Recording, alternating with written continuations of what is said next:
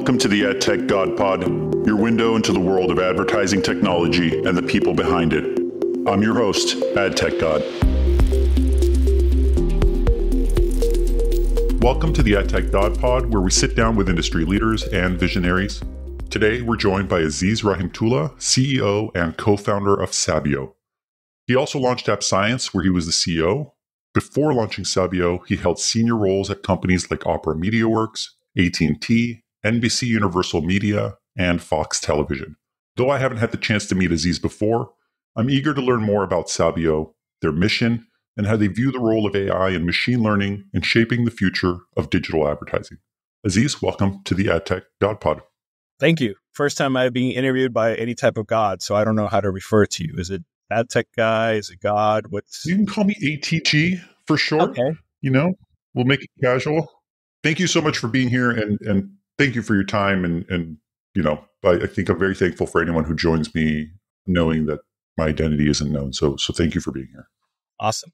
Aziz, your background's pretty impressive. Obviously, you've worked at companies like OperaWork, AT&T, Universal Media. You worked in some kind of traditional television. Can you kind of take us back to how you got into the industry and how that led up to you starting Sabio and building out that product and that solution and market? Sure. And so I'm an older guy, not like some of these super young people in our industry. I started off in actually traditional TV. First at a TV firm, then Fox Television, went over to NBC for 6.5 years. And then realized the iPhone came out and I realized TV was really evaporating ratings wise. I mean, I sold Simpsons and I sold Melrose Place back in the day, and then ER when it was in the heyday, and then to see the evaporation of rating points. And that's when I realized I wanted to really be in mobile advertising. So I joined AT&T to build out their AT&T AdWorks group on the West Coast first. And then from there, I went over to Opera because I wanted to do mobile advertising a little more. So it's been an interesting ride. First traditional TV and then eventually like mobile advertising. And now it's kind of what we do. So at Sabio, you're obviously working a lot with, various machine learning technologies in-house.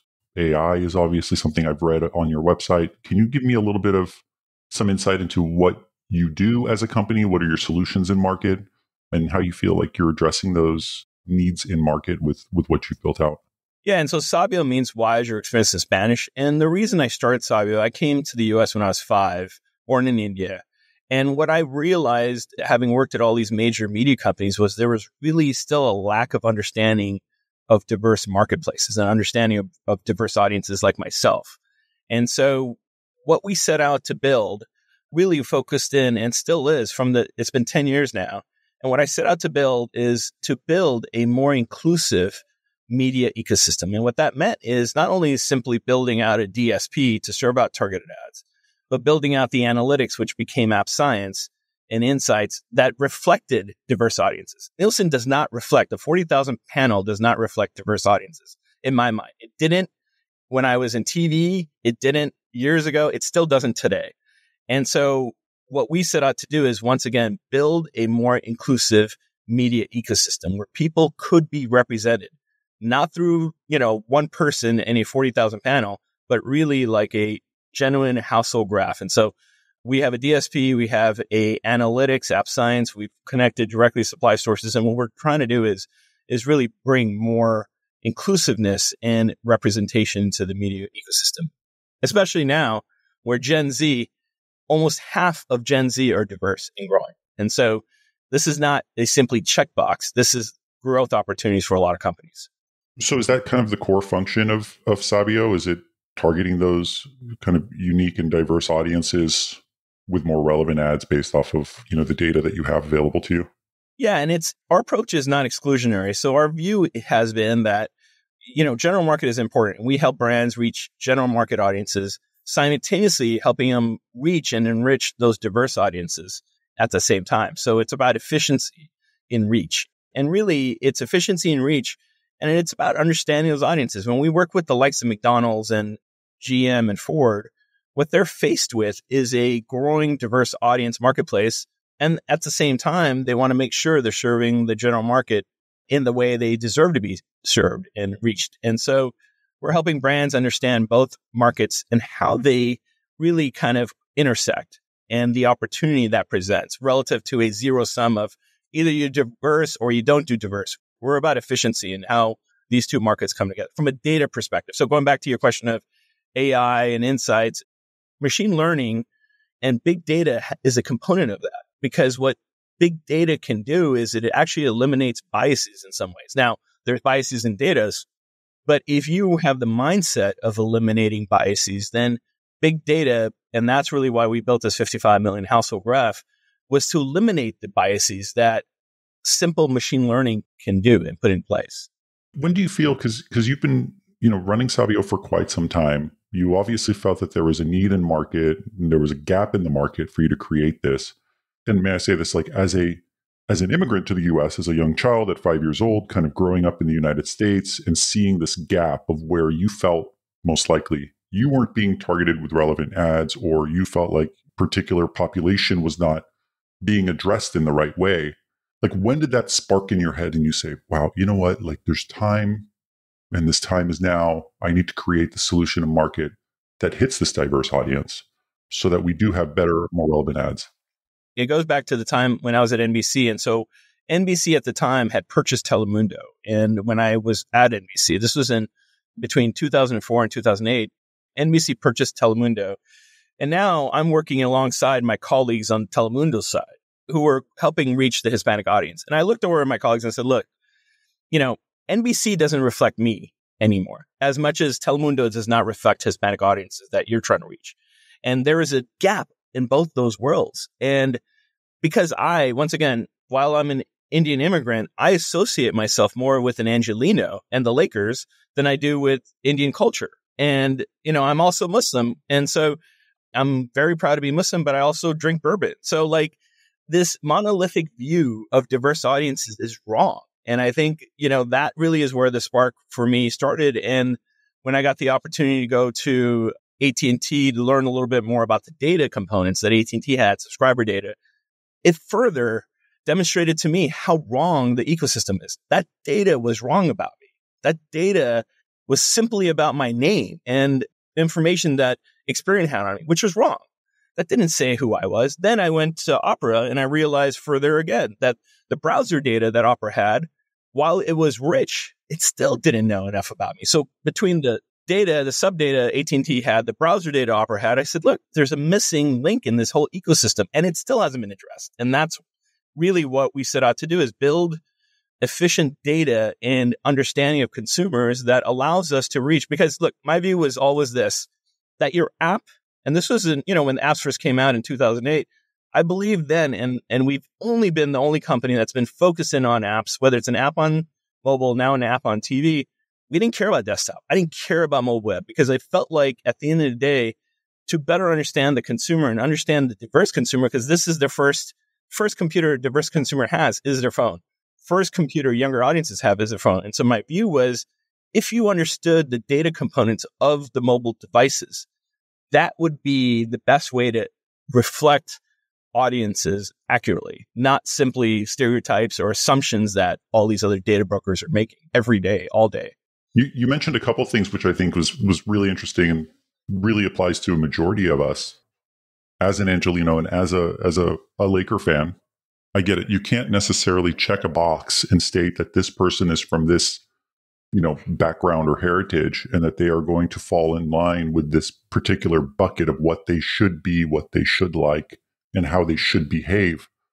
That everybody is extremely diverse. And even though our heritage is one piece of our behavior, it is very different as, generations grow up in the US, and we are a blended kind of culture, right? There are aspects of our background that we are proud of. There are aspects of our background that we don't really abide by. We do something totally different because we are a total mix of, a diverse and very complicated audience. And so the fact that you're addressing this is actually really great, because I was unaware of Sabio and the solution that you have. Yeah. And if you think about it, the levels of racism, right? Racism is just simply about checking off the box. Oh, well, those are all Jewish people. Those are all Muslim people. Those are all Hispanic people. Those are all Black people. Those are all immigrants. And it's easy when you do that. It's easy, right? You could just check off a box and just put a whole group to a category. And yet that's what marketers do. That's what marketers do. They use Nielsen and they use these data sets. That's all they do. They're racist. And that's why you saw some of this, uprising in this country. Stop making assumptions of who we are as a group, whether it's Black men or it is, other diverse groups. And I think that's really what we've all set out to do. We've set out to build a more inclusive, reflective media ecosystem than exists today. What do you feel at Sabio was really your biggest milestone? Like, when do you feel that your proudest moment, that you look back and you go, wow, we did it, we made it, whether it's your first year of survival in business, which is often a really big milestone, sometimes 2 years. But when do you feel that you really nailed something and you had something to go to market that was needed and wanted? It has more to do with culture, actually, than even the market demand. And maybe the two go together. It was during COVID. As a company, I bootstrapped it. We didn't have a lot of money on the books. We've never taken VC money. Yes, we've gone now public in Canada, but the reality is we never took any VC money. And so COVID happens. We don't have a lot of cash. And I tell, our senior management team takes the biggest cut. I took 70% cut in my salary. We had different layers of senior management take cuts. And then I had people reach out to me and say, Aziz, I could take more. I said, what do you mean? I had people, employees in our organization reach out to me and said, I could take a bigger cut if it means it helps someone else. And I was taken back by that. And I was taken back by the fact that during the hardest time and the most unknown variables in our lives, people in this organization stepped up to me and they stepped up for each other. And we kept the organization intact. We did some furloughs. We didn't do any layoffs. We just did a couple of furloughs. Even though we didn't have the cash, we figured out a way and we came out of that and we had one of our best years at that time in history. And so, and that I think was my moment of like, wow, like we built something special here. We built an organization that can sustain the uncertainty of a impact of COVID and all of our advertisers canceling on us. And then what was even more remarkable was when we kept everything intact, those same advertisers came back and they started spending with us that year. And that proved not only did we have the right culture, but we had stickiness. We had something that these advertisers saw and continue to gain from us. And that's why they came back. So I think the two went hand in hand during that cycle. I can relate to some of that. I mean, I started a meme account during COVID where I am now, created content, and now looking at where things are with Marketecture and with Ari and Jeremy. Quite shocking. Like it's quite an achievement. Like they created a meme account as a joke. And now we are producing content, rolling out podcasts, throwing events, having parties, planning conferences, doing activations at Cannes, all from a meme account. So I get it. There's this sense of pride, I'm sure, that you have where you've created such a fun environment and a collaborative environment at Sabio where, that is a huge milestone. It may not be revenue targets. It may not be growth targets. Sometimes it is just creating a culture where everybody's looking out for each other. And that's really a huge milestone. And I think we're having fun, right? Like I think what I appreciate about what you guys are doing and what Ari's doing and Marketecture and all, you could tell it. Like the idea is if we're not having fun and we're not exuding this idea, it's not just simply about numbers and hitting milestones and targets. It's about like, come on, let's get back to it. Like it should be fun. And people in these organizations should be having fun. And they're not, then that's not the organization we want to be part of. And I think that really goes back to it, right? One of my biggest lines is, I can't believe I get paid for this. Right? Exactly. Because I'm having way too much fun wearing shorts, hanging out in an office, chatting about the industry and meeting people, having events and conferences. This is awesome. Like I couldn't ask for a better day. Like I go home every day and I'm like, great, that was fun. Let's just hang out with the kids. When you get up and you're like, let's bring it on, you're having fun. And I think sometimes my teams are like, Aziz, do you ever sleep? I was like, what's the point of sleeping? Like I'm having fun. Like not every email is fun for me. Don't get me wrong. I'm not Mr. like fuzzy and warm. I have to run a company, but the reality is if you're not having fun, and I really reiterate that, Hollis and I were just talking about this today. And what I was talking about was like, the idea is like, look, and I say this all the time to our employees, look, if you're not having fun here, it might not be the right place. Find a place that you're having fun at. Find a place you're getting challenged at. Find a place you're accelerating. And if you told me, if we had a great performer came to me tomorrow and said, hey, Aziz, listen, I've hit my I'm just not feeling it. I'd be the first person to say, great, can we, what is your next move? If it can't be here, we'll fully we're on board. Find the next challenge, find the next opportunity, because that's what I want. I want people to have fun, be challenged, and ask themselves, am I happy? Am I happy? Because all this is this is what we do.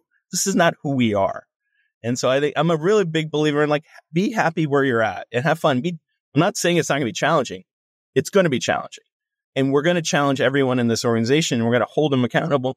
But what we expect from them is to also have fun, enjoy it. I agree.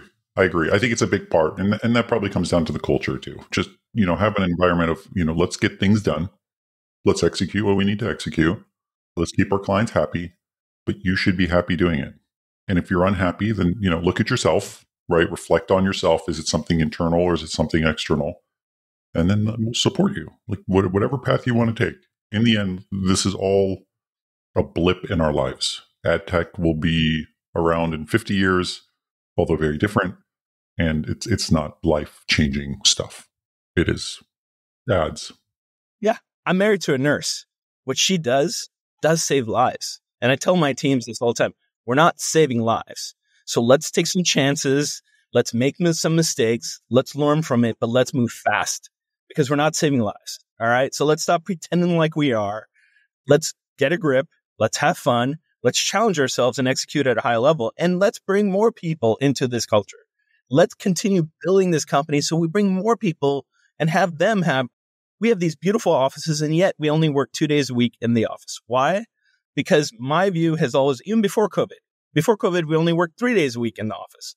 Because my view is simply that we don't want to be Google. We don't want to be where they expect you in the office every day. We don't want to be Apple. We want to be us. We want to be a world where we balance our lives and achieve great results. We don't want to be those guys. We don't need to be that. Yeah, I love that. I think a lot of companies are going back to office now, and employees are quite bitter. And you can see them, actively looking for work or networking to find work because they want that healthy balance of a work from home plus in office, right? 2 times a week, 3 times a week is fine, but most of them start rolling out 5 days a week now, and it's back.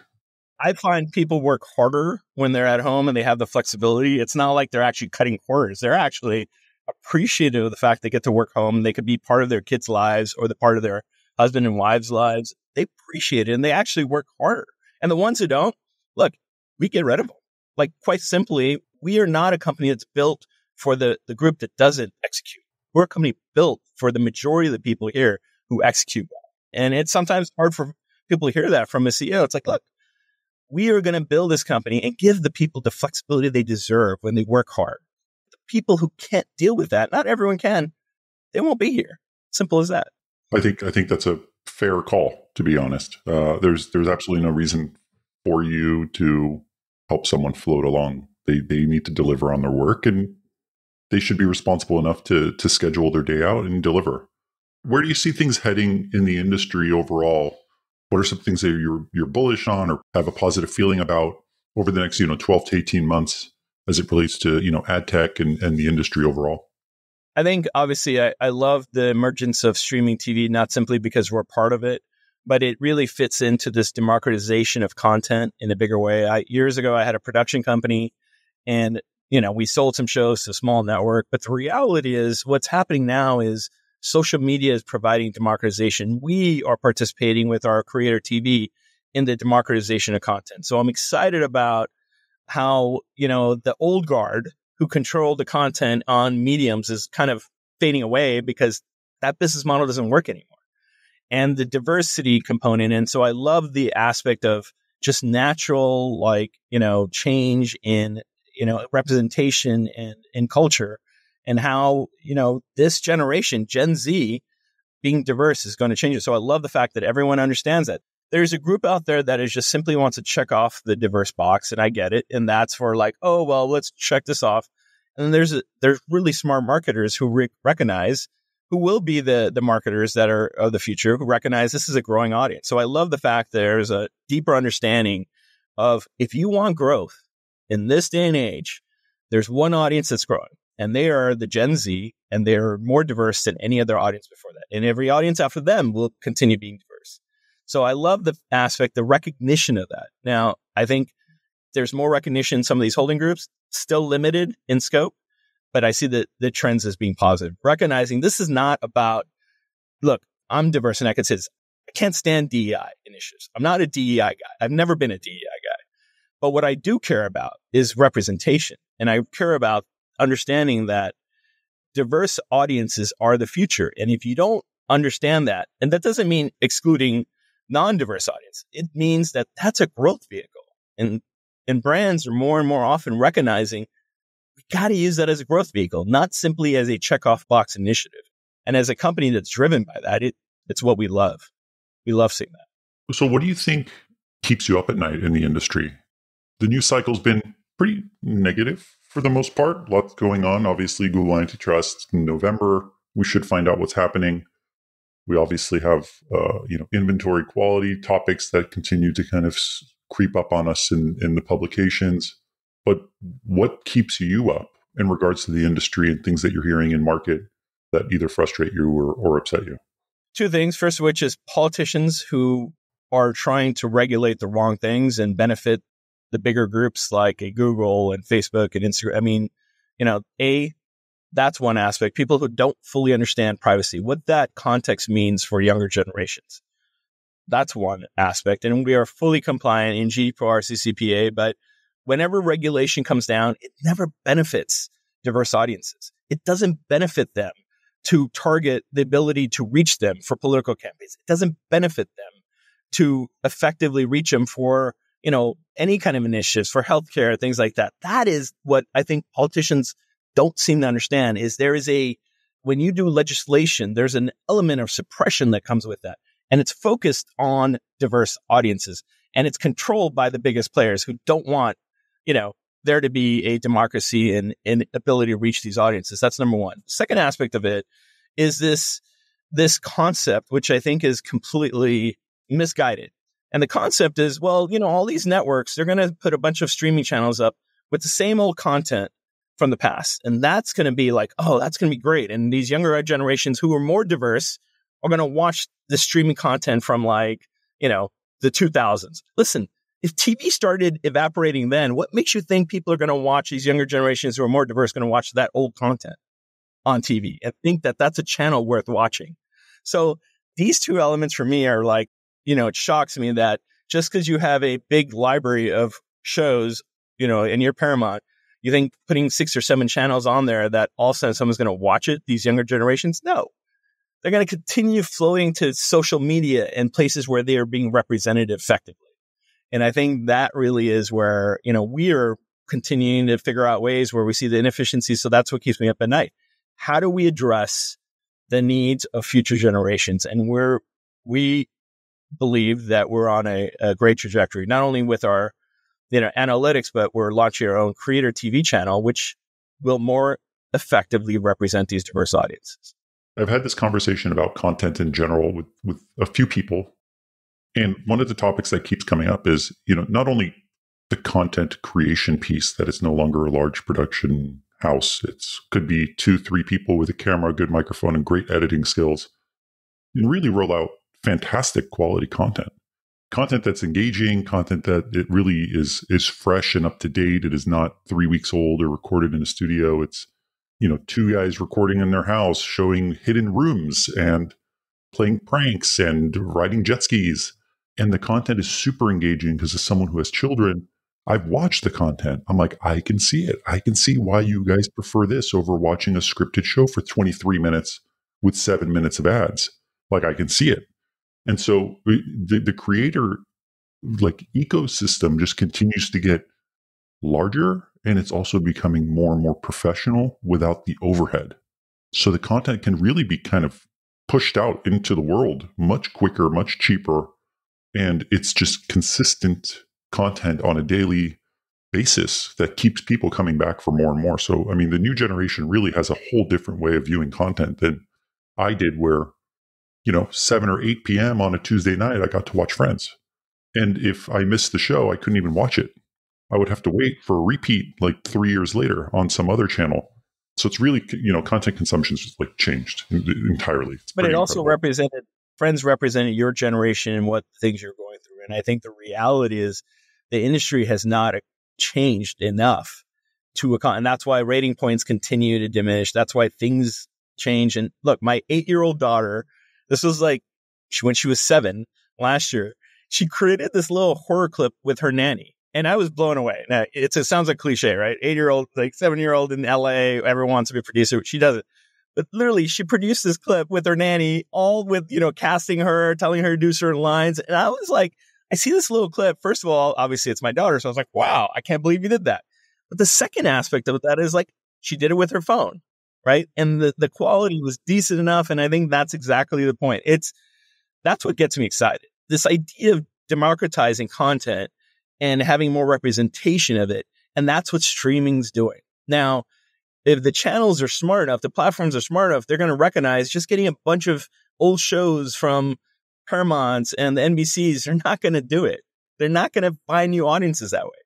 They're going to find the older audiences that maybe if they know how to use a smart TV, they'll use. But really the opportunity of streaming TV for me is to compete with the social medias. It's a huge opportunity. And I hope, these platforms, and we're certainly going to do our part, but we hope other platforms recognize that there's a big opportunity here that you're not taking advantage of. And the efficiencies of these creators out there are mind-boggling. It's amazing. Aziz, this has been fantastic. Thank you so much for being here today. That actually brings us to the end of the podcast, but I appreciate it. Thank you. Thank you, ADG. ATG. Sorry. ATG. Thank you, Aziz. Have a good one. Thank you, too. Thanks for tuning in to another episode of the AdTechGod Pod, a podcast for the people, about the people that make AdTech great. Stay connected with me for more insights, trends, and interviews in the realm of AdTech. Don't miss out on our latest updates, so follow me on X, Instagram, and connect with me on LinkedIn. Don't forget, ATG Slack community has insights, networking opportunities, and jobs. Keep the conversation going and stay at the forefront of AdTech innovation.